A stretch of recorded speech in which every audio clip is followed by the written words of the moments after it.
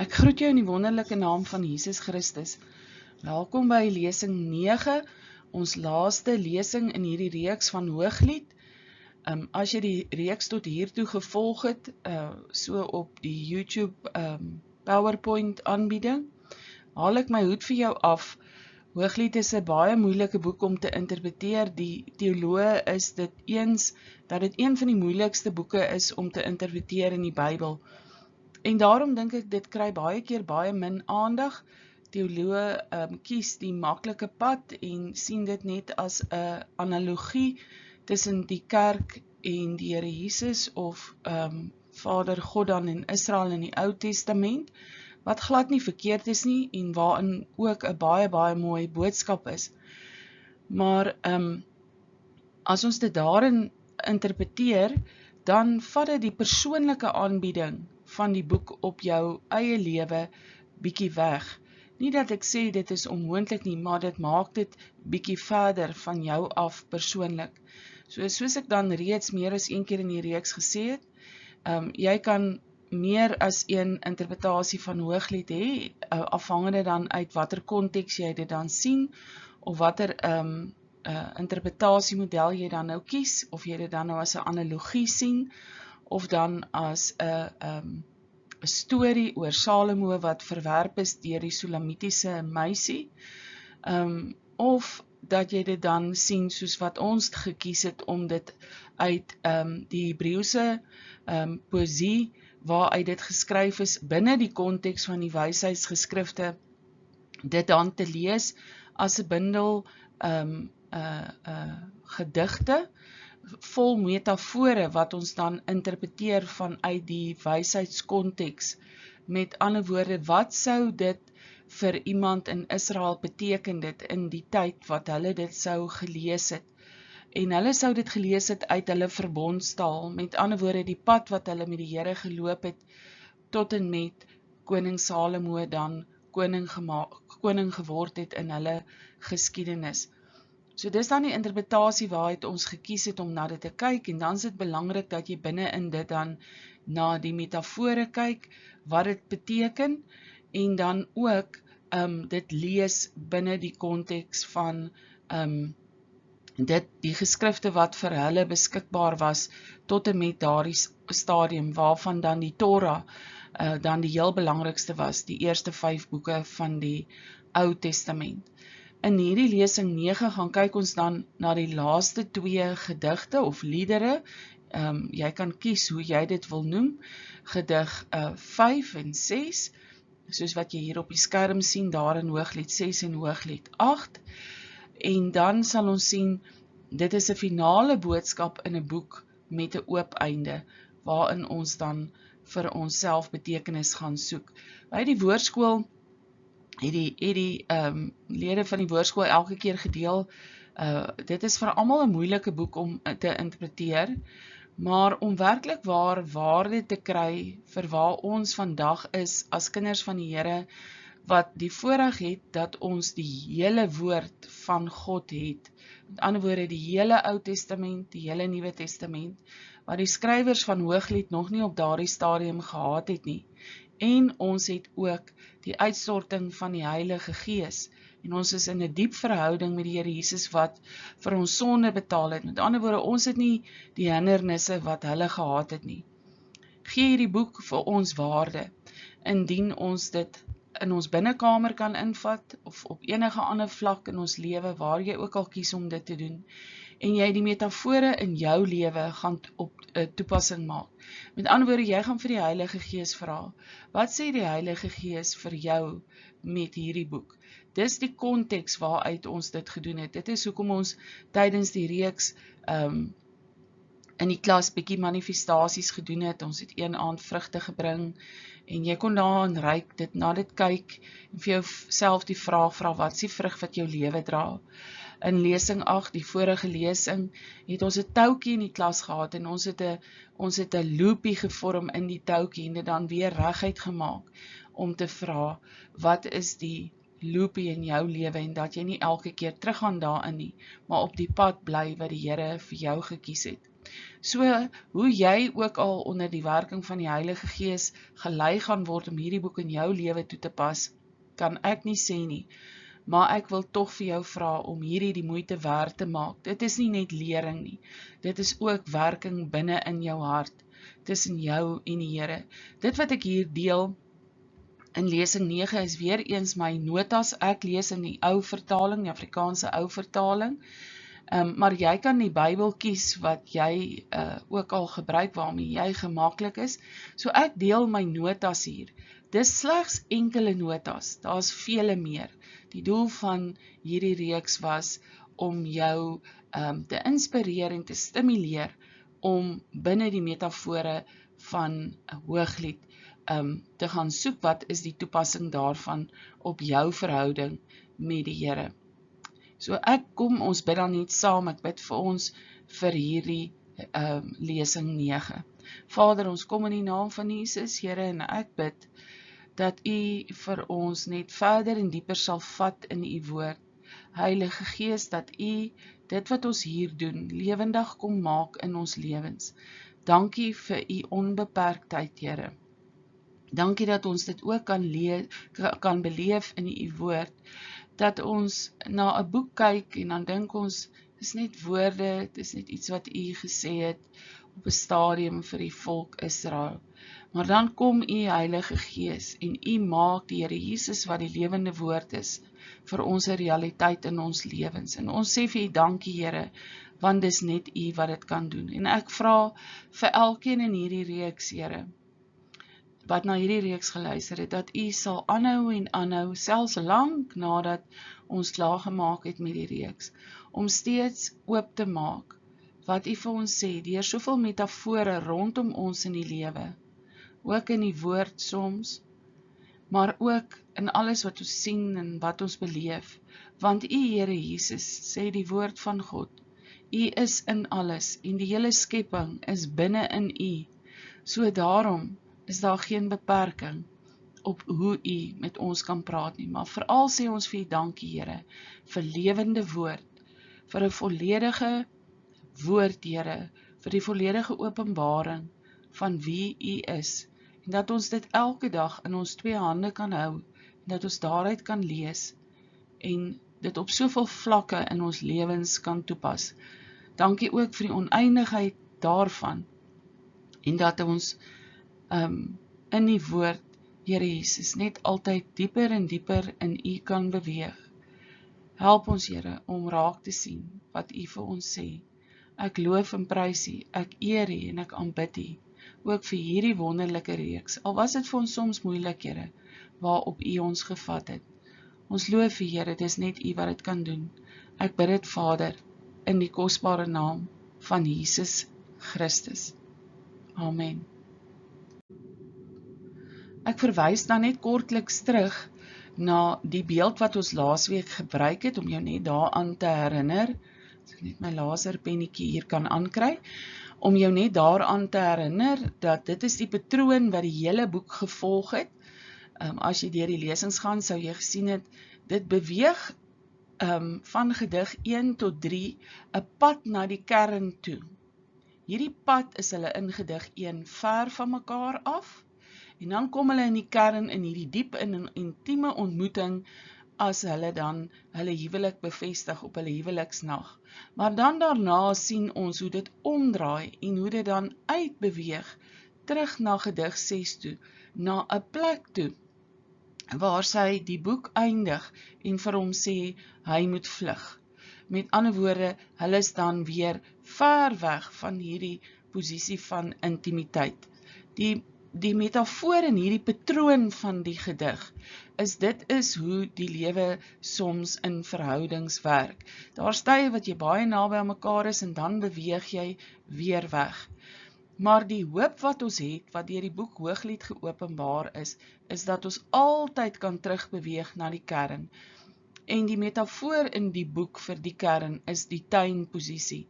En soos wat ons laasweek gesien het, verteenwoordig hierdie tuinposisie dan die perfekte plan van God, wat ons gevind het in die tuin van Eden, wat dan beskadig is deur dit wat Adam en Eva gedoen het, maar dan ook die genade van die genesing en die herstel, die verlossing, die Engelse terme, veral hierdie Afrikaanse terme wat ek nou net gebruik het, is redemption. So vergewe my as ek soveel keer die woord redemption gebruik, die Engelse woord, dit is so lekker versamelnaam vir die Here se verlossing en herstel en genesing wat hy bring in verhoudings. So in hierdie patroon het ons dan gesien, op pad na hierdie kern toe, en dan weer uit, ek wil amper sê, na die wêreld toe daar buite. Jy's binne in hierdie tuinposisie, maar een of ander tyd moet jy weer die gebroke wêreld daar buite in die oë kyk. Op hierdie pad het ons dan gesien, daar is ooreenkomste, ek het dit gemerk in kleur, met tussen gedig 1 en gedig 6, so ligte kleur om te wys hoe hulle uit die verhouding uit beweeg het. Dan ooreenkomste tussen gedig 2 en gedig 5, waar daar baie van dieselfde metafore gebruik is, of dieselfde beelde, en dan was daar ook ooreenkomste waar hulle naby aan mekaar was, naby aan hierdie intieme verhouding, aan hierdie 4 warm liefdesverhouding, gemerk met rooi, gedig 3 en dan gedig 5. So in hierdie lesing doen ons dan nou eerste gedig 5, wat ons dan nou kry in Hooglied 6 vers 13b tot Hooglied 8 vers 9, en ons sien ooreenkomste daarin in gedig 2, soos wat julle dan hier kan sien in gedig 2, met wat ons gelees het in Hooglied 2 vers 3 tot Hooglied 3 vers 5, en dan sien ons hoe hierdie patroon dan herhaal. As ek dit dan vers 1 kan noem, van die 5de gedig, gaan ek met jou net enkele notas deel hier op die skerm, maar daar is vele meer metafore. Die hy is hier aan die woord, en jy kan dit in jou Bybel gaan lees, verskoning, in Hooglied 6 vers 13b tot 7 vers 9. Ek lees dit vir jou vinnig in my Afrikaanse ou vertaling. Hy sê, dan vir die hulle, wat sien julle aan die Sulamitiese? Iets soos die koordans van Mannheim? En as ons dan na hierdie versie kyk in vers 6, Hooglied 6 vers 13, dan moet ons dit lees binne die oorlogsmetafore van hulle tyd, saam met die voorafgaande skrif in Hooglied 6 vers 10 tot 12. Byvoorbeeld, ons sal sien, as hulle Jerigo ingeneem het, toe hulle die beloofde land ingekom het, en ook in hulle deurtog deur die Rooi See, toe koning Farao agter hulle aan was, het hulle koordanse gedoen om hulle oorwinning te vier. En in die volgende stukkie beskryf hy dan hierdie koordans. Aanvanklik is dit soos 'n oorwinning oor hierdie uitdagings wat vir hulle soos 'n oorlog gevoel het in die vorige hoofstuk. Verskoning, ek is 'n bietjie verkoue. Maar dan gaan dit oor in 'n meer erotiese koordans. Maar wat van belang is dat hy haar nie op 'n persoonlike vlak aanspreek as sy geliefde nie. Hy verwys na haar as die Sulamitiese. En Sulamitiese is so halwe onpersoonlike voornaamwoord, omdat dit net 'n aanduiding is van 'n plek van waar af jy kom. So ons kan duidelik sien hoe hulle verhouding dan hier agteruit gegaan het. En verteenwoordig sy nou vir hom 'n groep van die vroue in hierdie koordans. En dan sien ons ook dat Mahanaim is die plek waar Jakob die leer van God ontmoet het op pad terug Kanaan toe, voordat hy Esau sou ontmoet het. Jy kan in Genesis 32 vers 2 gaan lees. So met ander woorde, hierdie koordans van Mahanaim beweeg dan van hierdie oorlogs feesviering af aan na hierdie plek toe, waar hy weer hierdie gevoel vir haar het, al is dit dan net 'n erotiese gevoel. Dis asof hy 'n toeskouer is in dit, en hy is nie persoonlik betrokke nie. Ons lees dan verder Hooglied 7 vers 1 tot 3. Hoe mooi is die skrede in die skoene, o edele dogter, die golwende lyne van die heupe is soos halssierade, 'n werk van kunstenaarshande. Die navel is 'n ronde kom, laat die gemengde wyn nie ontbreek nie. Die liggaam is 'n hoop koring, omring deur lelies. Die twee borste is soos twee lammers, tweelinge van 'n gemsbok.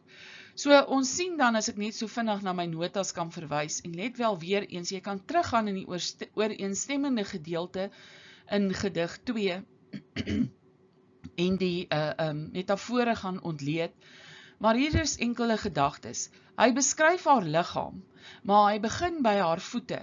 Met ander woorde, hy praat van die skrede in die skoene. Skrede is 'n ou Afrikaanse woord vir haar voete. En met ander woorde, hy begin funksioneel by haar voete. Maar sien julle hoe het sy oë gesak? Sy oë kyk nie binne in haar oë nie. In die vorige gedigte het hy haar oë in intieme taal beskryf. Haar oë lyk soos 'n duif. Met ander woorde, hy kyk glad nie in haar oë nie. Hy kyk nou af na haar voete. En selfs dit is vir hom mooi, so daar's nog steeds hierdie verhouding. En dan verklaar hy haar ook edel. Hy verklaar sy's rein en skoon. En as ons dan in gedagte hou dat die gedig vanuit die kern nou uitbeweeg, dan in hierdie kern, in hierdie huweliksnag, het hy haar bevind as 'n maagd, en daarom verklaar hy haar edel. Al is hy op 'n plek waar hy bietjie ver van haar af is, en hy haar nie in die oë kyk nie, en eerder fokus dan op haar voete. Oorweeg dan ook die volgende beeld. Hy beskryf dan haar maag as 'n hoop koring. So dalk is sy swanger, en na hierdie seksuele eenheid van hulle in die kern. En is dit dalk die rede vir hulle dans? Met ander woorde, wanneer hulle dan in die tydsera van die wysheidsgeskrifte, in die Joodse huwelikskonteks, die huwelik bevestig was en hulle dan by mekaar gekom het, was 'n swangerskap wat dan uit hierdie by mekaar kom uitgevloei het, dan 'n rede vir groot feesviering. Want 'n swangerskap sou dan hierdie huwelik dan dieper en verder bevestig het, hierdie twee persone verder dieper aan mekaar gebind het, omdat hulle nou 'n kind saam het, maar dit sou vir hulle ook dan 'n teken gewees het van die seën van die Here op hierdie huwelik van hulle. Maar as ons dan verder lees, dan sien ons die dans raak meer intens en eroties, maar dit bly tog binne die oorlogsmetafoor, wat daarop dui, hierdie is vir hom soos 'n oorwinning oor 'n groot uitdaging, wat die twee dan beleef het. As ons dan verder gaan kyk, dan sien ons ook hoe hierdie oorlogsmetafore verder vorder. Ek lees dan van vers 4 tot 5. Hy sê, u hals is soos 'n ivoortoring, u oë vyvers in die Hesbon by die poort Bat Rabim. U neus soos die toring van die Libanon wat na Damaskus toe uitkyk. U hoof op u is soos die Karmel en die golwende hare van u hoof soos purper, 'n koning gevang in haar haarlokke.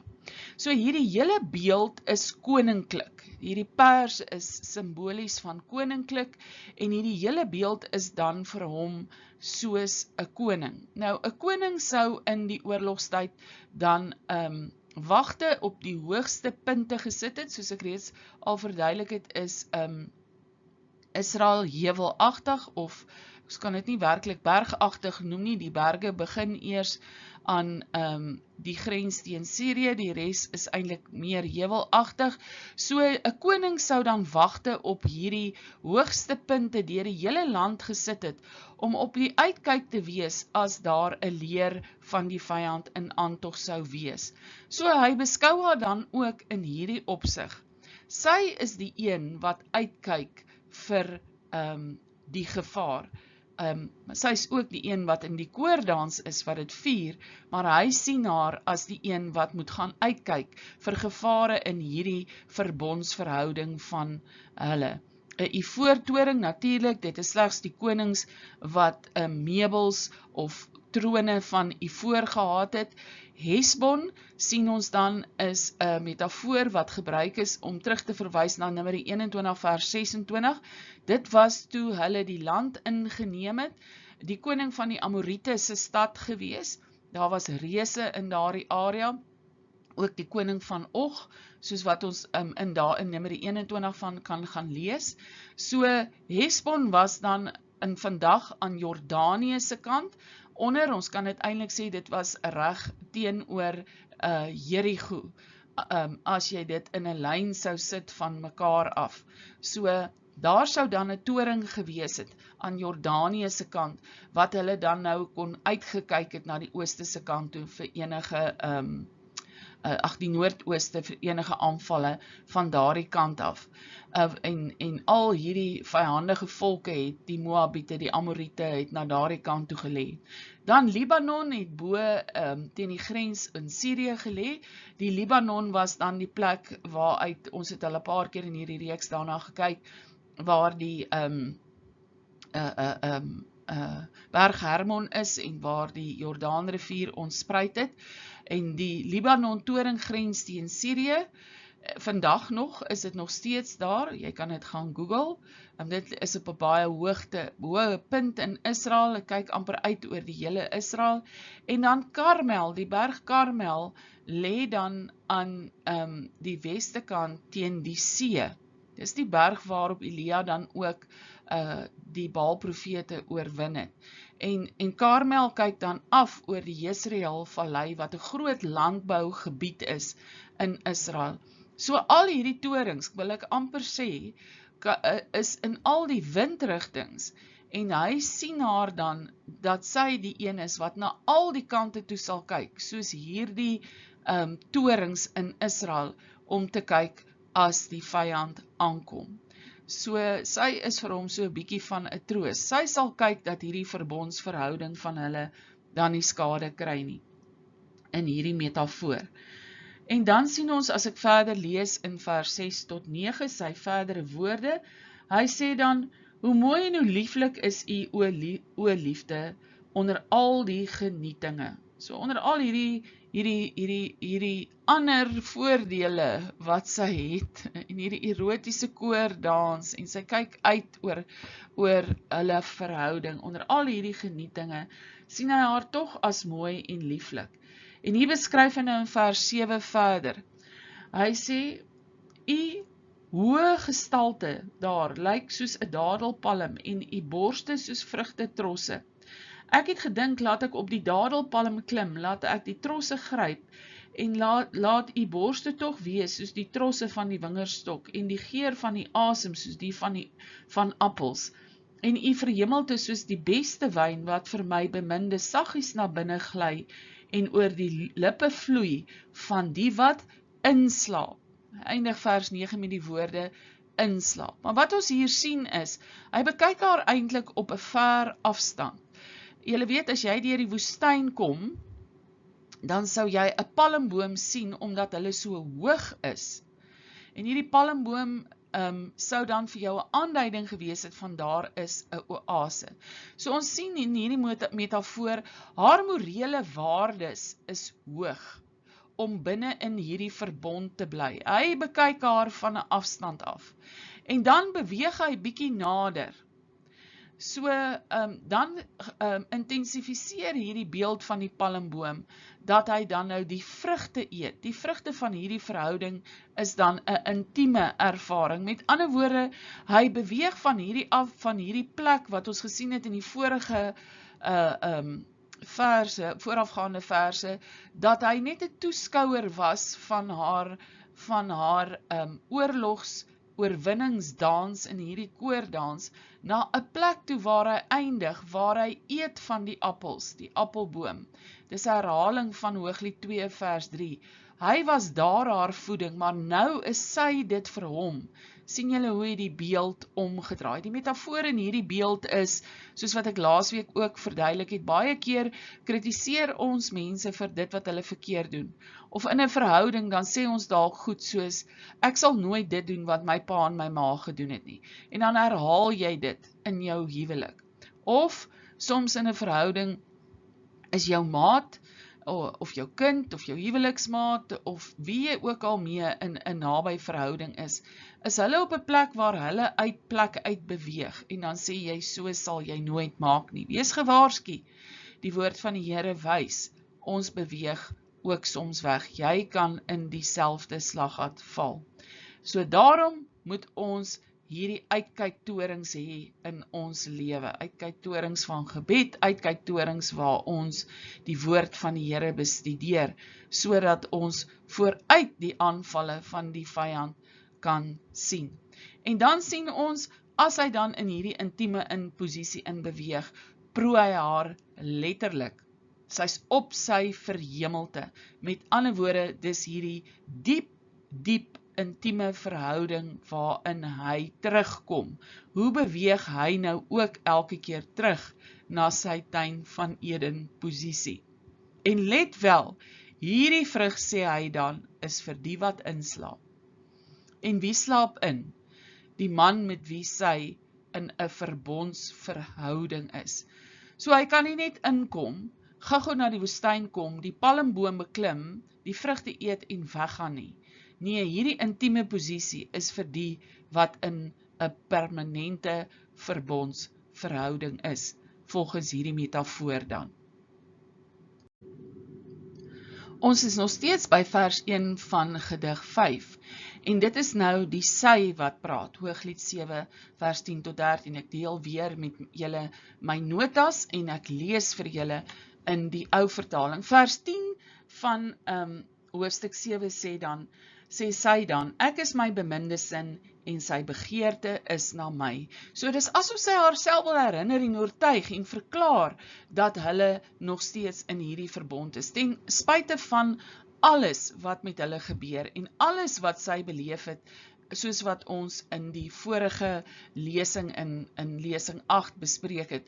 Ten spyte van haar teleurstelling, ten spyte van die feit dat hy na die ander lelies van die dal gaan kyk het, is sy nog steeds op 'n plek waar sy hierdie verklaring kan maak, na hierdie intieme ontmoeting. Hy is hare en sy is syne.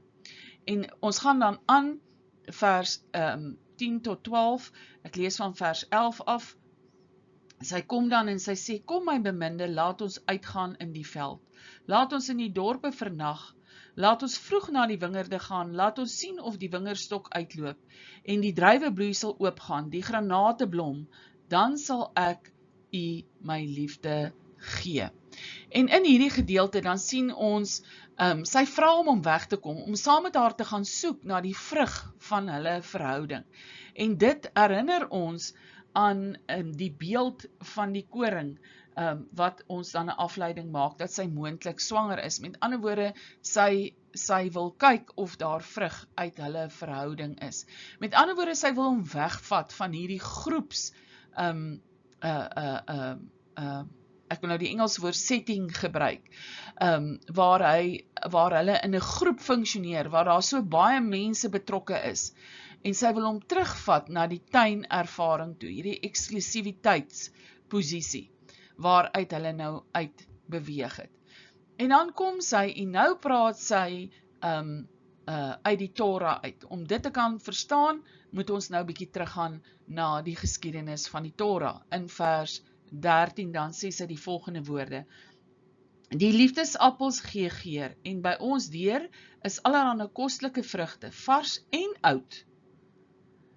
Met ander woorde, dit wat nuut is, om 'n nuwe intieme ervaring te hê, maar ook uit hulle geheue, uit hulle verbondsbevestiging op hulle huweliksnag. Ek lees dan verder in vers 13, o by my minde, dit het ek vir u weggebere. Met ander woorde, sy bere vir hom dan hierdie intieme ontmoeting tussen hom en haar. Dit wat nuut is, maar ook dit wat oud is. In hierdie plek as hulle sou wegbeweeg uit die groeps opset en in intimiteit. En hier gebruik sy die woorde liefdesappels. Met ander woorde, sy sê die liefdesappels gee geur by hulle deur. Maar by hulle deur, as jy vers 13 gaan lees, is daar dan allerhande ander vrugte. Nou wat sy hierna verwys, en as iemand in die tyd wat hierdie boek geskryf is, dit sou gelees het, sou hulle die volgende verstaan het. Liefdesappels is in Engels mandrakes. So dit herinner ons aan, ons weet almal, daar is 'n dwelm wat nou nog vandag beskikbaar is, wat mandrakes genoem word. So as julle gewonder het, waar kom mandrakes se naam vandaan? Dit kom van hier af. In Hebreëus is die woord daarvoor dudai. En dit kry ons dan in Genesis 30 vers 15 tot 16. Nou hierdie liefdesappels was soos 'n tipe van chemiese seksuele opwekker. In Engels noem ons dit 'n aphrodisiac. Ekskuus, my Afrikaans daarvoor is nou weg. En ons sien in die geskiedenis in Genesis 13 vers 15 tot 16, wanneer Jakob dan met Lea en Rachel albei getroud is en hulle ding mee om sy liefde, dan het Lea alreeds haar eerste 4 seuns. En haar seun Reuben kom uit die veld uit en hy het liefdesappels gekry.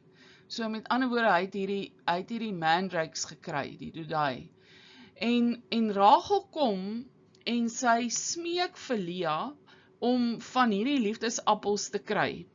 En Lea verkoop hierdie liefdesappels aan Rachel, in ruil daarvoor dat Rachel vir een nag Jakob laat gaan, sodat hy saam met Lea kan slaap en seks met haar kon hê. Met ander woorde, Rachel wou hierdie liefdesappels gebruik, al het Jakob haar lief gehad, om hom dan seksueel op te wek met 'n chemiese middel om saam met haar te slaap. En wanneer Lea dit dan doen, en sy slaap dan saam met Jakob hierdie een nag, dis eintlik werklik waar 'n perverse gebeurtenis wat hier gebruik word. Rachel verkoop letterlik Jakob soos 'n prostituut aan Lea, haar reg om saam met hom te slaap. En Jakob is op 'n plek waar hy is heeltemal gewillig om dit dan nou maar te doen. Maar uit dit uit, en dis wat redemption is, né, word hulle 5de seun verwek, Isaskar, en Lea raak swanger dan met Jakob. So die beeld in die metafoor in die wysheidsgeskrifte van die tyd waarin hulle dit sou gelees het, is die oomblik as liefdesappels dan betrokke is, dan dui dit vir ons as 'n chemiese middel wat gebruik word om die seksuele ondervinding op te wek of aan te wakker. En daarom kom sy dan in hierdie vers 13, en sy sê dit lê net by die deur, dit gee net 'n geur, maar dit is nie eintlik wat die werklike vrug dra nie. Met ander woorde, hierdie liefdesappels dui op korrupte liefde, en die korrupte liefde om nou seksueel op te wek en in te lok, want onthou nou, hy is, as ons nou in die voorafgaande hoofstukke gesien het, is hy nou op 'n plek waar hy tussen die dames is en oral rondkyk. So sy lok hom in daarmee, maar dit lê by die deur, dit gee net 'n geur, maar die ware voedsame vrug van die liefde, sien ons, is binne in hulle, in hierdie intieme plek van hulle, waar hulle mekaar dan ontmoet, wat sy sê, dit het sy vir hom weggebere. Met ander woorde, ooreenstemmend in gedig 2, as ons gaan kyk na vers 5 in Hooglied 2, dan sien ons, daar was hierdie vrugte wat hulle gedra het, voeding wat verkoop en versterk. Met ander woorde, nie liefdesappels, wat 'n dwelmmiddel is, wat net in die oomblik 'n kinky seksuele ervaring gee nie. Nee, dit is voeding wat verkoop en versterk, tot op die vlak waar dit vir jou ver en lank energie gee, as jy terug sou gaan na Hooglied 2 vers 5 toe. En dit is die verhouding waartoe sy hom innooi, aan die einde dan van hierdie vers, die eerste vers van hierdie gedig dan. As ons dan by vers 2 begin, Hooglied 8, vers 1 tot 7, dan sien ons dit is nog steeds die sy wat praat. En ek deel dit dan nou in as 'n nuwe vers in gedig 5, omdat ons dan nou sien, hier verander die onderwerp. Dit is ooreenstemmend met Hooglied 2 vers 6 tot 7.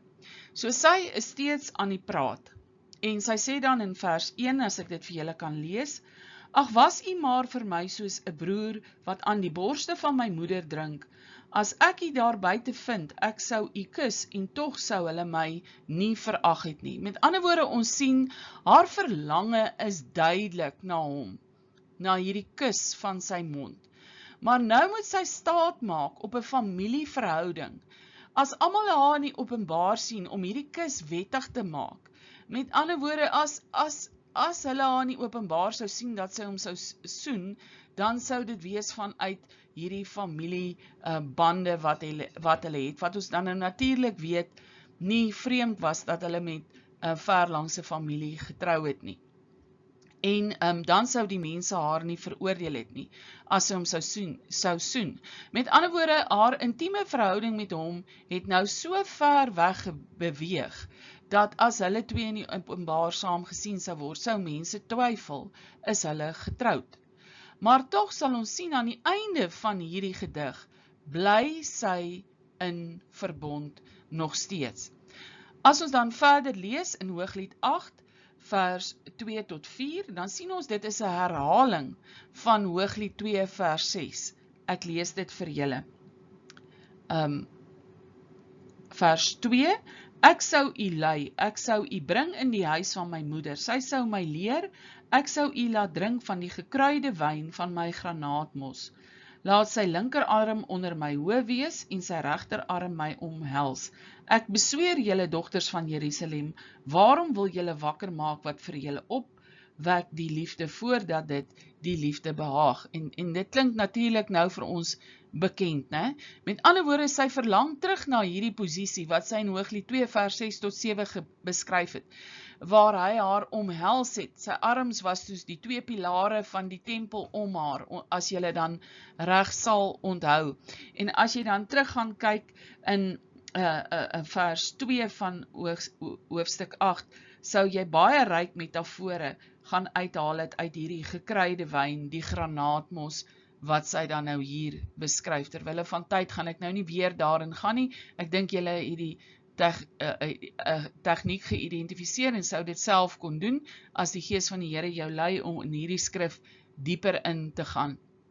So sy is op hierdie plek na al hierdie ondervindinge van haar, dat sy steeds die dogters van Jerusalem waarsku om nie die liefde te vroeg wakker te maak nie. En as ons dan verder gaan, ons kan eintlik so vers 4 tot 5 nog steeds saam lees, maar ek lees dan net van vers 5 af, dan staan daar, wie is dit wat opkom uit die woestyn, wat leun op haar beminde? Onder die appelboom het ek u opgewek, daar was u moeder in barenswee oor u, daar was sy in barenswee oor u wat sy voortgebring het. So, as ons terug gaan kom na my notas toe, die idee van die woestyn teenoor die appelboom speel hom nou hier af. Onthou julle in Hooglied 2 het sy hom sien opkom uit die woestyn van ver af, en hy het op Salomo se stoel gesit, en dit was hierdie metafoor van die tabernakel, hierdie pilare, wat hy was vir haar soos 'n pilaar, die wolkolom en die vuurkolom in die 40 jaar in die woestyn. En nou is hy op 'n plek, as ons hier mooi in vers 5 sien, wat hy leun op haar, waar hy voorheen vir haar 'n pilaar was, soos die wolkolom en vuurkolom wat haar oordek het, leun hy nou op haar. Met ander woorde, hy is nou van haar afhanklik om hulle verhouding te beskerm. En ons sien dat hier is die idee van, in die woestyn is daar geen voeding nie, maar hier by hierdie appelboom is daar voeding. Dis hierdie plek in die tuin, waar daar waar hulle mekaar in intimiteit ontmoet, en waar hulle dan hulle verhouding vir mekaar soos voeding is, waar in die woestyn is dit nie voeding nie. So dit is baie belangrik dat ons nou hier die verbondstaal moet begin raak sien. Want nou gaan sy aan in vers 6, en sy gebruik hierdie woorde, Dra my soos 'n seelring op u hart, soos 'n seelring op u arm, want die liefde is sterk soos die dood, die liefdesywer is so hard soos die doderyk. Sy gloed is 'n gloed van vuur, 'n vlam van die Here. Nou wat ons sien, sy dan nou hier beskryf, en sy gaan dan aan, ek sal vers 7 in die volgende skyfie behandel, omdat dit vir my so belangrik is. Wat sy dan hier beskryf, sien ons is 'n seelring wat dui op eienaarskap in die Ou Testament. En hierdie seelring is ook op haar hart. Dit gee vir ons weer eens tabernakeltaal, tempeltaal, verbondstaal, wat ek hierna verwys het. Want ons sien in Eksodus 28, op die hoëpriester se borstas, die van julle wat die borstas reeks saam met my gedoen het, sal julle onthou, daar is hierdie swart onyxstene op sy skouers waarin die name van Israel ingegrafeer is. Die 6 aan die een kant, 6 aan die ander kant. En dis waar die seelring idee vandaan kom. En dit dui daarop, jou naam is op elke stam van Israel is op die naam van die priester se hart gegrafeer, wat hy op sy borstas dra, as hy ingaan in die teenwoordigheid van die Here in die allerheiligste. Nou so is hy nou vir haar. Hy's op haar hart gegrafeer. Met ander woorde, sy dra hom soos die hoëpriester dan hierdie seël dra, maar nie net op haar hart nie, ook op haar arm.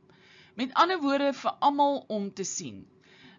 Dit dui vir ons ook, as ons dit in die konteks van die hele woord sou gelees het, sou jy gekies het om die analogie tussen Jesus en die kerk toe te pas, is 2 Timoteus 2 vers 19 so 'n mooi beeld hiervan, wat sê, ons is die Here se. Hy dra ons soos 'n seël. En die Heilige Gees is hierdie seël van ons van die Here se eienaarskap op ons lewens. En hierdie is absoluut 'n beeld van eksklusiwiteit tussen hierdie twee persone. En dan uit dit uit gaan sy aan en sy praat nou in hierdie beeld. Sy sê, hierdie liefde is so sterk soos die dood. En dit herinner ons ook aan Romeine 8:35. Die Here se liefde vir ons is so sterk soos die dood. So sterk soos sy kruisdood, dat hy bereid was om vir ons te sterf. En dan gebruik hulle die woord liefdesywer in die ou vertaling. Sy gebruik liefdesywer om uit te beeld hoe sterk is hierdie liefde wat so sterk is tot die dood toe. Met ander woorde, haar verbond, waarvan hierdie seelring 'n beeld is tot die dood toe. En ons het dit sien kom, uit die vorige gedigte waar sy die metafore van die mirre gebruik het. Maar hierdie liefdesywer word ook in die Engelse Bybels met jaloersheid vertaal, jealousy. So die Afrikaanse ou vertaling gebruik die woord liefdesywer, maar jy kan ook hier insit jaloersheid. So, wanneer jy in 'n verbondsverhouding is daar 'n jaloersheid op jou maat, in 'n positiewe sin, nie 'n negatiewe sin nie, 'n jaloersheid wat spruit uit eksklusiwiteit. Met ander woorde, jy's jaloers op hierdie verbondsverhouding in die sin van, jy hou dit eksklusief. So julle moet dit nou baie mooi sien in die konteks van waarin dit nou geskryf is, dat julle nou nie hier uitgaan en sê, hierdie vrou leer julle nou hier by die woordskool, julle mag maar jaloers wees nie. Nou as ons gaan lees in Numeri 19, Numeri 5 vers 11 tot 31, dan sien ons daar was wette om jaloersheid te hanteer, as 'n man onbillik sou jaloers wees op sy vrou. En Spreuke 6 vers 34 tot 35, onthou nou, Spreuke is heel moontlik geskryf, en is dan dalk al die inspirasie vir Hooglied, sê dan vir ons, as 'n man jaloers is, dan keer absoluut niks hom nie. Met ander woorde, dan is hy roekeloos hard, hy sal gaan tot die dood toe, en ons sien dit in die lewe baie keer, dat mense uit jaloersheid op hulle huweliksmate moord pleeg, of wat ook al. Hy vergelyk dit dan, dis so hard soos die doderyk, so jaloersheid kan jou lei tot op 'n plek waar jy bereid sal wees om dood te maak. Maar hoe God dit geskape het, is in ooreenstemming met die vuur of die vlam van die Here. En hierdie vuur of vlam van die Here sien ons in Deuteronomium 29 vers 20, 32, 16 en 21, dat die Here is 'n jaloerse God in die sin daarvan, dat sy verbondsvolk is net syne en hy deel hulle nie met afgoderry nie. Met ander woorde, dis soos 'n man en 'n vrou. Hulle kan nie die Here dien en in verhouding wees met afgode ook nie. En daarom kom dan die vlam of die vuur van die Here, wat so hard is soos die doderyk, wat as die Here dan kom in die Torah en hy sê vir hulle, jy mag geen ander God voor my aangesig hê nie, dan is dit sonde, sou hulle dit doen, en ons weet, sonde lei na die dood toe. Romeine sê vir ons, die loon van die sonde is die dood. En die geskiedenis van Israel en die Torah verduidelik vir ons presies hoe het dit gewerk. So sy kom en sy sê, hierdie liefde van haar, dis afgeseël. Sy is in 'n verbond, sy dra dit op haar arm, dis absoluut afgeseël. En dis so sterk soos die dood. En hierdie jaloersheid, hierdie liefdesywer, is so hard soos die doderyk. En dit brand soos 'n vlam binne in haar. Met ander woorde, sy sal nie toelaat dat enige iets hierdie liefdesverhouding, hierdie verbondsverhouding van haar met hom in gevaar stel nie. Hierdie laaste vers dan in hierdie gedig is dan vers 7 van Hooglied 8. En hier is hierdie woorde, ek het hulle vir julle op die skerm. En ek hoop julle gaan so met die prentjie hier in die agtergrond klaar 'n afleiding maak in haar verbondstaal, in haar Torah konteks waaruit sy die Hooglied geskryf is, waaruit sy dit gaan leef in haar omstandighede. Sê sy dan die volgende woorde: Groot waters kan die liefde nie uitblus en riviere dit nie oorstroom nie. Al gee 'n man ook al die goed van sy huis vir die liefde, hulle sou hom diep verag. So dis waaraan sy vashou. En wat is die beeld of die metafoor wat sy hier gebruik? So natuurlik herinner hierdie woorde van haar ons aan die vloed, wat 'n groot gebeurtenis was in Israel se geskiedenis, waaruit hulle voorgeslagte gekom het. En in hierdie groot vloed kon die groot waters nie die liefde van God uitblus nie. En dan die riviere kan dit ook nie oorstroom nie. Met ander woorde, hierdie verbondsverhouding kan riviere nie oorstroom nie. En julle weet, Jesaja is in die kanon van die Ou Testament, volg Jesaja Hooglied op. En Jesaja profeteer dat die volk van die Here, as jy nou so 'n bietjie na analogie kan gaan kyk, gaan die verbondsverhouding met die Here verbreek.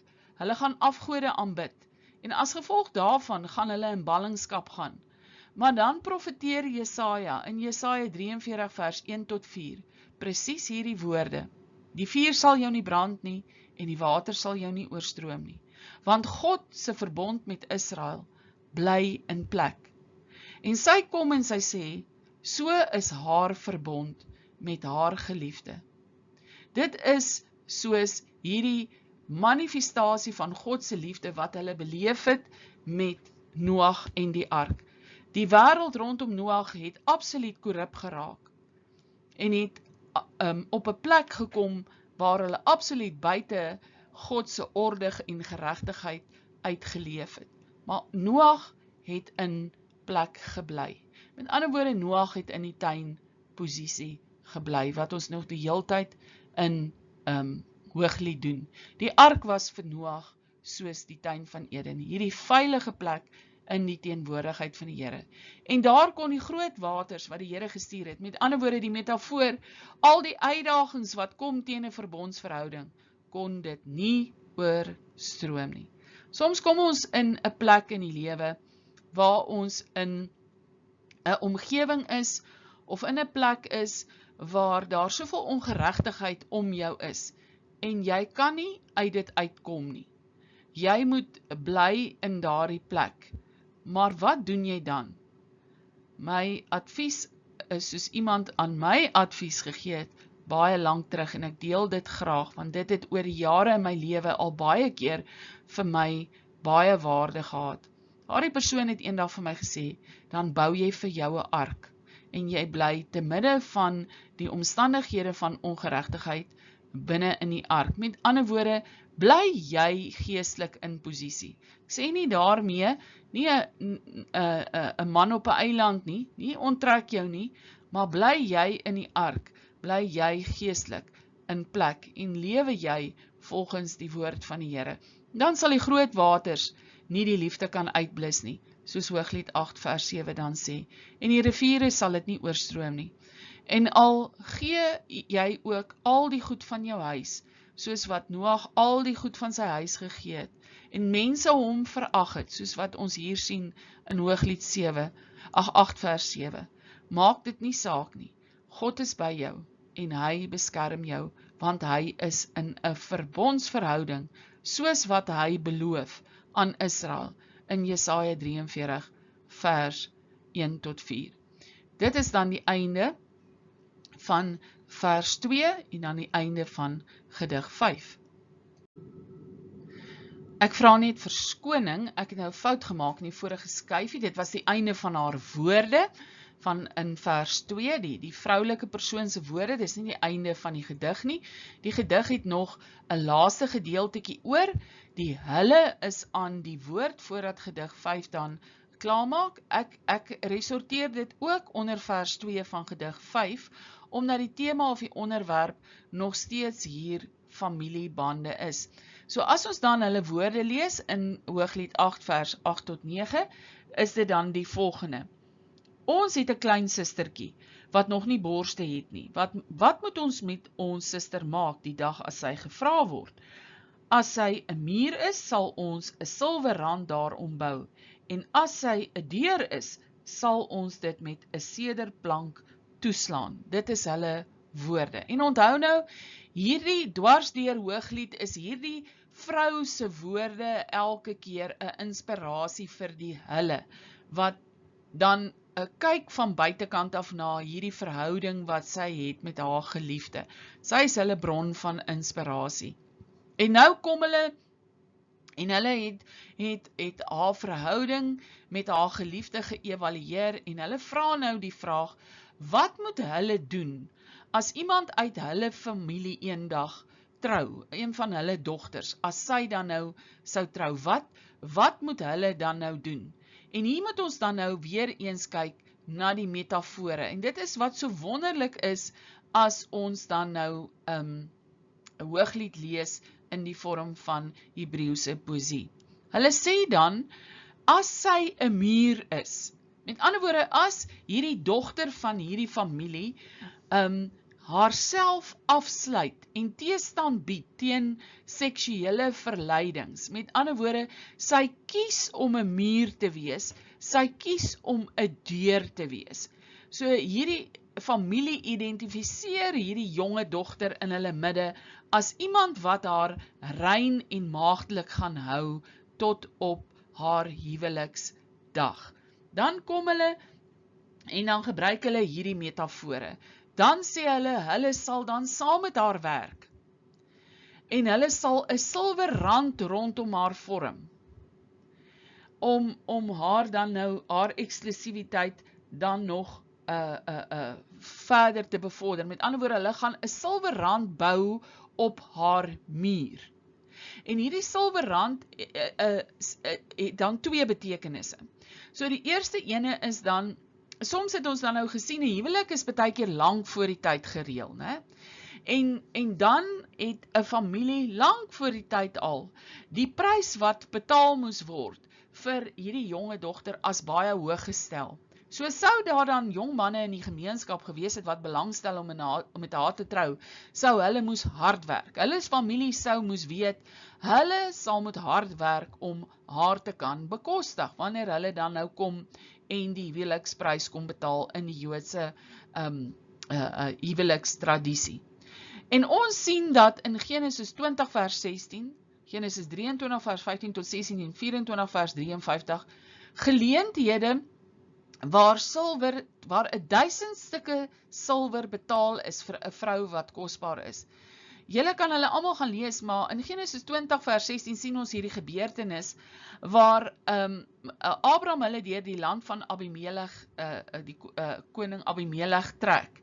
En Sarah is verskriklik mooi en hy vat haar dan as een van sy vrouens en die Here laat dan siekte oor hulle kom, want Sarah moes rein gehou geword het binne die verbond om die bloedlyn voor te bring waaruit die Here Jesus gebore sou word. So ons sien in hierdie stukkie dat dit is Abraham wat uit lyn uit is, want Abraham vrees. In plaas daarvan dat Abraham glo in die verbond, sien julle hoe is die verbond altyd die goue draad, dat die verbond van God hom sal beskerm, is hy bang die koning maak hom dood om by hierdie mooi vrou van hom te kom. En dan kom die koning, en hy gee as 'n offer 1000 stukke silwer terug vir Abraham, om te betaal soos 'n sondeoffer vir die feit, dat hy vir Sarai in sy harem ingevat het. Vele ander plekke in die Bybel is daar ook hierdie idee van 1000 stukke silwer wat betaal word vir 'n vrou wat baie kosbaar is, né? Die tweede metafoor is dan ook, dat hierdie silwerrand gaan op haar muur gebou word, wat sy eerste bou. En hierdie silwerrand is die pilare, is 'n metafoor van die pilare wat die seile vasgehou het aan die buitekant van die tabernakel, as jy Eksodus 27 sou gaan lees het. So hierdie seile aan die buitekant van die tabernakel was om die voorhof. So dit was die muur. Sien julle terug by die idee van die muur, wat die tabernakel afgesluit het en eksklusief gehou het vir die aanbidding van die Here vir die res van die volk. En as hulle dan na hierdie silwerpilare sou gekyk het, sou hulle geweet het, dit verteenwoordig heiligheid. Maar dan ook die deur. So hier sit hulle by aan. Hulle sou dan, as sy die deur toehou, hierdie deur versterk en hulle sou 'n sederplank maak om dit dan vas te hou, sodat dit toegehou word. Met ander woorde, 'n metafoor om haar maagdelikheid te beskerm. En dan sien ons, hulle herhaal dan aan die einde van gedig 2, die woorde in Hooglied 3 vers 5, moenie die liefde te vroeg aanwakker nie. En wat ons sien uit hierdie metafoor, hierdie afleiding wat hulle maak, is dit baie belangrik dat ons sal sien, van hierdie jonge dogter se kant af in 'n familie, moet sy die een wees wat begin om die standaard daar te stel. Sy moet hierdie instelling hê, in Engels soos hulle sê, die mindset, om 'n muur te wees. Sy moet nie oop en beskikbaar wees vir almal nie. En dan moet die familie daarop voortbou. Wat ons sien 'n absolute teenstelling is in gedig 2, waar haar familie het haar uitgebuit. In plaas daarvan dat hulle haar eksklusief gehou het, het hulle haar blootgestel om hulle winger te gaan oppas en was sy te brein gebrand. En hier kom hierdie persone wat haar nou omring het en hulle leer uit haar belewenis en hulle vat dit na hulle lewens toe om dit daar op 'n positiewe manier te gaan uitleef. Met ander woorde, dit is vir ons 'n absolute illustrasie van hoe die wysheidsgeskrifte gewerk het. Jy vat die beginsels wat dit openbaar van God se geregtigheid en jy gaan pas dit toe in jou lewe in. En hier sien ons dan ook, dis baie belangrik dat hierdie toekomstige bruid dan 'n aandeel het. Met ander woorde, sy kan nie net blame shift na haar familie toe nie. Hulle moet haar beskerm, hulle moet haar toemaak. Nee, sy moet ook 'n aandeel daarin hê. So in verhoudings kan jy nie net verwag, soos wat hierdie man op hierdie plek is, waar hy leun op haar nie, dat iemand anders vir jou die verbondsverhouding in plek moet hou nie. Nee, 'n verhouding kom van twee kante af. En dit is vir ons ook 'n groot geestelike les. Baie keer verwag ons, die Here moet net alles van sy kant af doen om ons te beskerm en ons is baie keer in ongehoorsaamheid en dan huilend kla ons as daar dan uitdagings oor ons pad kom. So, dit is dan die einde van gedig 5 en dit eindig op presies dieselfde manier as gedig 2 in Hooglied 3 vers 5, naamlik die gevolgtrekking van moenie die liefde te vroeg aanwakker nie. En dan is ons by die laaste gedig in Hooglied 8 vers 10 tot 14. Dit is sommer 'n baie kort gedig en dit is waarmee die boek dan eindig. En ons sien dan in vers 1, sy is weer aan die woord. En as ek dan vir julle vers 10 lees, sê sy, ek is 'n muur en my borste soos storings, toe het ek in sy oë geword soos een wat vrede vind. Vers 11 tot 12 lees ek dan hierna, so sy sê dan, net soos wat sy hierdie voorbeeld was in die vorige vers, vir die vrouens wat na gekyk het, is sy ook 'n muur. Met ander woorde, sy het haar afgesluit, sy is in 'n verbond, sy is eksklusief in hierdie verbond, sy bou 'n muur om haar, net soos wat 'n jong meisie wat nog in 'n verloving is, 'n muur om haar moet bou. En dit sluit aan by die tema in gedig 1, dat hy is vir haar kosbaarder as enige iets anders. En hierdie beeld van haar borste verraai haar vroulikheid agter die muur, is hierdie beeld dat hulle as 'n getroude vrou moes hulle hare bedek en hulle moes hulle 'n kuis aantrek, hulle klere ook bedek het. In die moslim geloof sien ons 'n ekstreme toepassing daarvan. Maar maak nie saak hoe hierdie vrou haar liggaam dan bedek met klere nie, kledingstukke nie. Sal jy altyd aan haar liggaam kan sien, haar borste gaan verraai onder haar klere, dat sy is 'n vrou. En uit dit kom dan hierdie posisie van vrede, wat sy vind in hierdie posisie. Sy is 'n vrou, maar sy is agter hierdie muur en sy het absolute vrede dat sy in hierdie verbond is met hom. En dit verwys vir ons na Hooglied 1 vers 2 tot 3, die eerste gedig. Die kus van sy mond, sy naam ensovoorts, was alles 'n aanduiding van haar identiteit. Met ander woorde, wanneer sy haar dan nou aantrek, as sy haar dan nou bekleed, as jy in Israel daar kom en jy ry byvoorbeeld nou nog op 'n openbare trein, sal jy onmiddellik die ortodokse Jode se vrouens herken. Hulle het kopdoeke aan, hulle bedek hulle hare, hulle het gewoonlik dik kouse aan, as hulle rokke onder hulle knieë eindig, daai laaste stukkie been word met kouse toegemaak, hulle dra langerige rokke of rompe en konservatiewe toppe aan die bokant, niks is oop nie, jy gaan nie hulle hals of hulle nek kan sien nie. So, met ander woorde, hulle dra die identiteit aan hulle kledingstuk, dat hulle 'n getroude vrou is. Jy kan dit onmiddellik sien, hulle is getroude vrouens. So, sy is op hierdie plek wat sy het haar identiteit aanvaar, sy is 'n getroude vrou. As ons dan verder lees in die ou vertaling, vers 11 en 12, hier praat sy dan nou met koning Salomo en sy sê, Salomo het 'n wingerd in Baal-Hamon gehad en hy het die wingerd aan die oppassers gegee. Elkeen moes vir sy vrugte 1000 sikkels silwer inbring.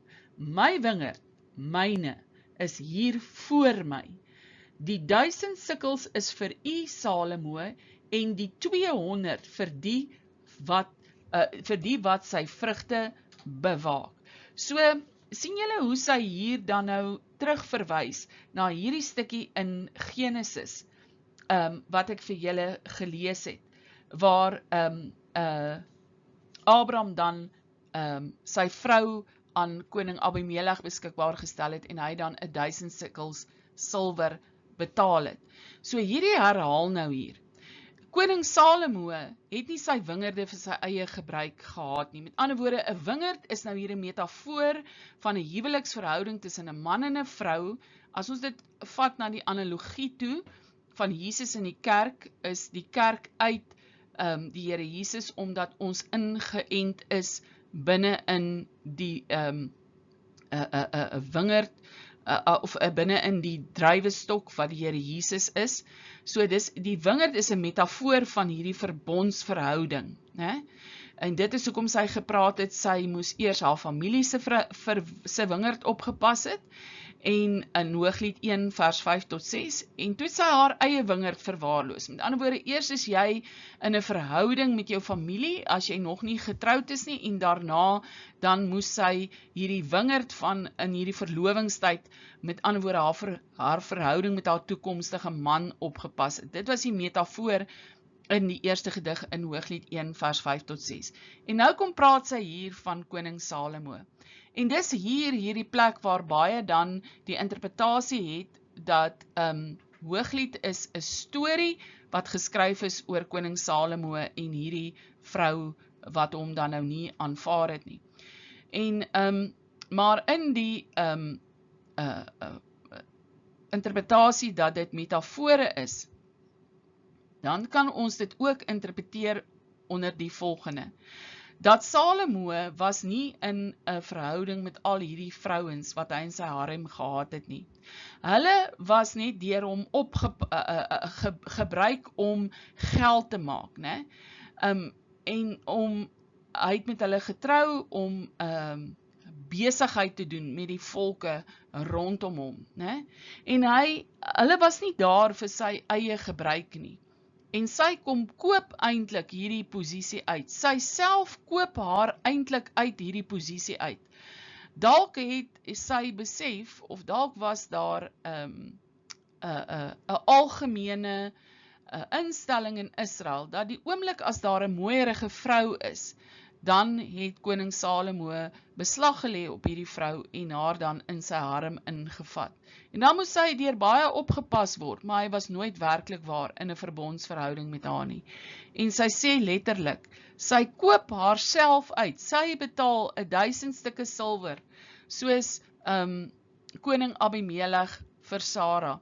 Betaal sy 1000 stukke silwer om haar uit hierdie verhouding te kry, dat sy nie in 'n plek is waar sy hierdie voorbeeld van koning Salomo volg nie. Met ander woorde, sy sê eintlik in hierdie metafoor, haar verhouding met haar geliefde is nie net 'n besigheidstransaksie tussen twee families nie.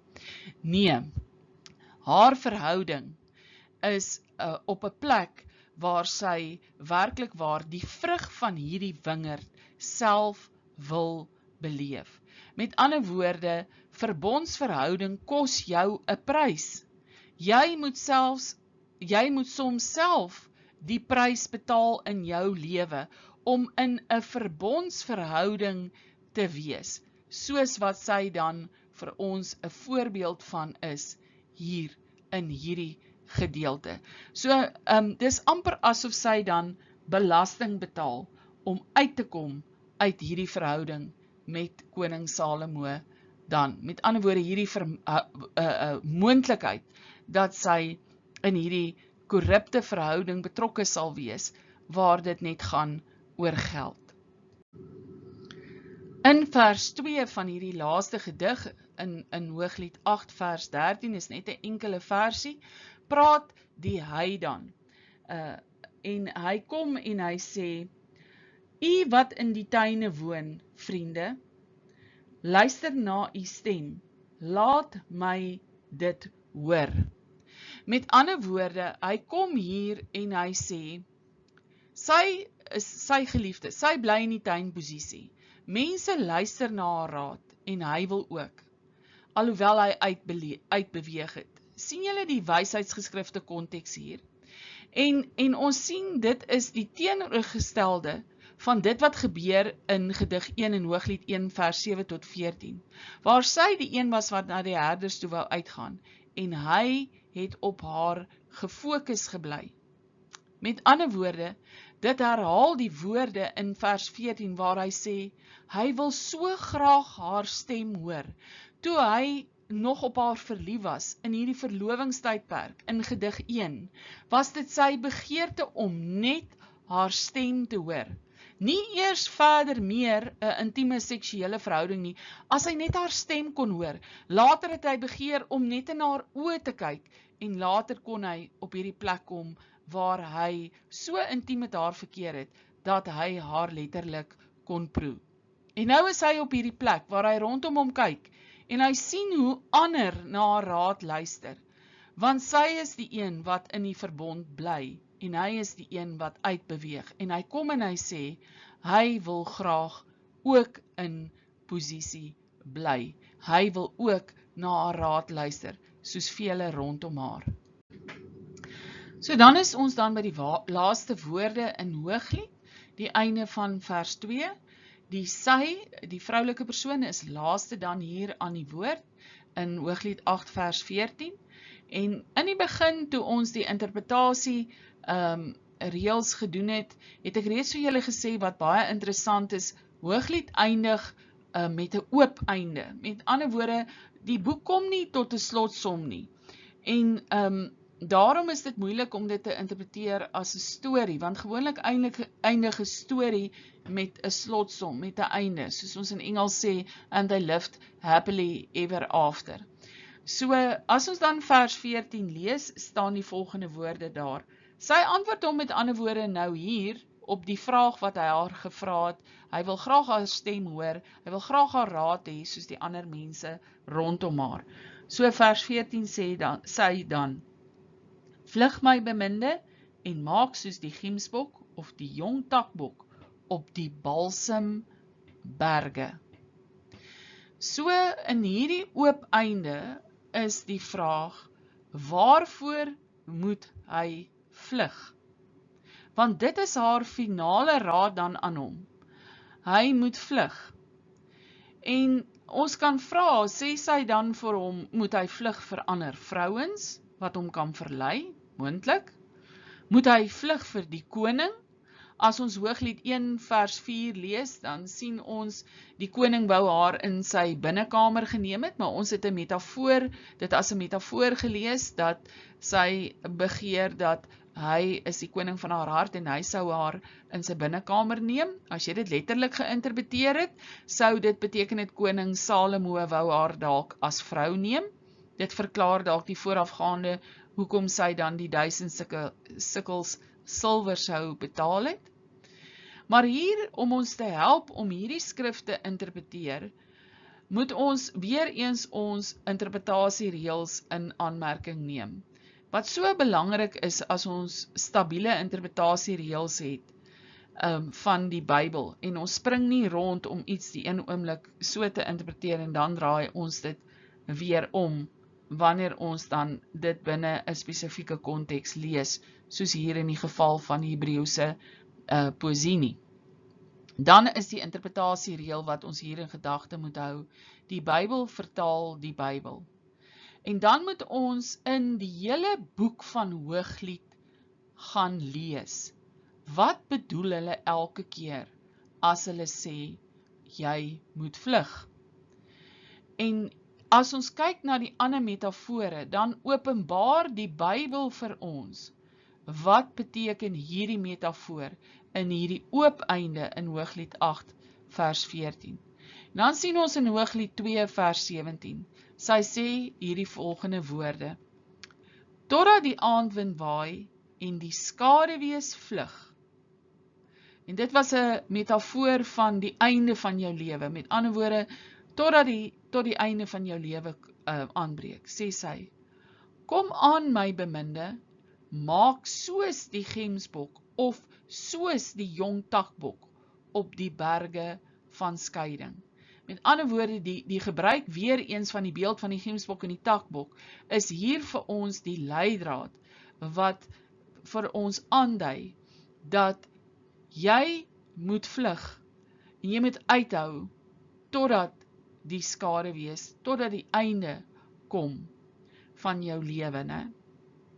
En as ons dan verder gaan lees in Hooglied 4 vers 6, dan staan daar, totdat die aandwind waai en die skaduwees vlug, sal ek gaan na die Middelberg en na die wierookheuwel. So wat sê sy dan hier aan die einde van hierdie gedeelte? Met ander woorde, sy sê vir hom, dat jy moet in die verbond bly, tot die einde toe. Met ander woorde, op hierdie balsemberge, hierdie balsemberge is die symbool van die dood, moet jy maak soos die gemsbok en die jong takbok, by die berge van skeiding. En wat het hulle gedoen? As dit paartyd was, en daai jong takbokke en daai jong gemsbokke, se testosteroon het in hulle wakker geword, hulle het nou deur die jaar wat verby is groot genoeg geword, om op ouderdom te kom, waar hulle in die trop kan begin funksioneer. Dan het hulle hormoonvlakke gemaak, dat as hulle in die wind die ander jong bokke geryk het, die ooitjies, dan het niks op die berge van skeiding hulle gekeer nie. Hulle het gehardloop, maak nie saak deur riviere, deur wat ook al nie. Hulle het gehardloop om by hierdie jong bokke uit te kom. En daarom kom sy en sy sê, maak nie saak wat is jou uitdagings op hierdie Mirreberg nie, op hierdie plek waar daar baie keer bitterheid en moeilikheid is nie. Jy moet na jou verbond toe terugkeer. En dan gebruik sy hierdie beeld in Hooglied 4 vers 6, wat sy sê, sy keer terug na die wierookheuwel. En die wierookheuwel is dan nou 'n simbool van die tempel of die tabernakel. Dis die plek van ontmoeting met die Here in die Torah, in die Ou Testament, vir hulle as die volk van die Here. So, wat sy dan eintlik vir hom hier sê in vers 4, is vlug weg van dit wat uitdagings is, en maak soos 'n jong gemsbok en soos 'n jong takbok, en kom terug by die vrou van jou jeug, met ander woorde, in die verbond. Ek eindig dan met dieselfde beeld of dieselfde skyfie wat ek in die eerste skyfie in hierdie PowerPoint presentation gebruik het, van hierdie tuin, hierdie pragtige tuin, maar ook die kruis, waar die tuin en die kruis by mekaar kom. En dis eintlik wat sy vir ons dan gesê het in hierdie laaste vers in Hooglied 8 vers 14. Dat wanneer sy dan terugkeer na hierdie wierookheuwel van haar toe, sy gaan na die Here toe, sy bly in posisie met die Here, sy bid, wierook was 'n simbool van die gebed, en sy kom in die teenwoordigheid van die Here, maak nie saak hoe groot die uitdagings in verhouding is nie, sy bly in verbond, want daar is in hierdie verbond altyd die hoop, dat hierdie jong man, soos volgens haar raad, 'n jong takbok en 'n jong gemsbok, sal terugkeer na haar toe, en niks sal omkeer nie, geen uitdaging sal omkeer nie. En dan kom ons in 1 Korintiërs 13 vers 12, vat dan eintlik die boodskap en die hele betekenis van Hooglied as 'n hele boek, vir ons so mooi saam in 1 Korintiërs 13 vers 12, waar daar staan, want nou sien ons deur 'n spieël in 'n raaisel, maar eendag van aangesig tot aangesig. Nou ken ek ten dele, maar eendag sal ek ten volle ken, net soos ek ten volle geken is. En vers 13, nou bly geloof, hoop en liefde, hierdie 3, maar die grootste hiervan is die liefde.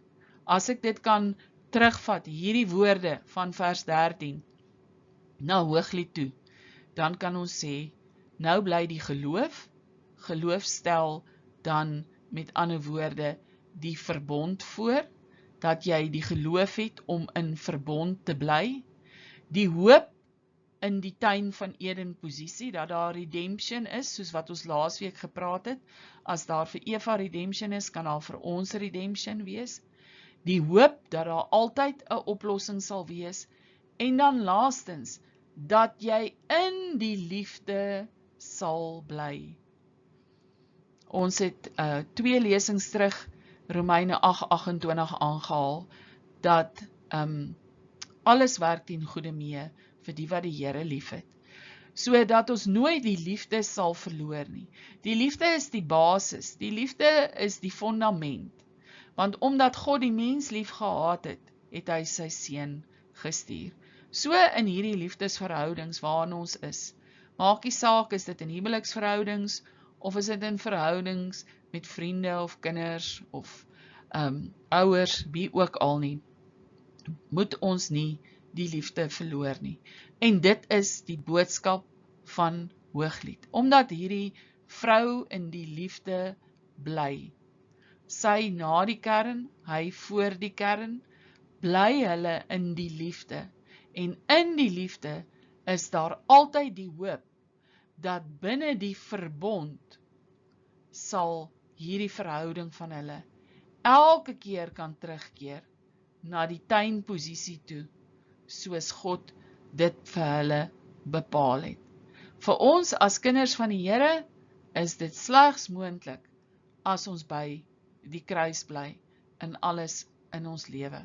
Mag Hooglied vir jou inspireer om ook toepassing hiervoor te vind in die lewe.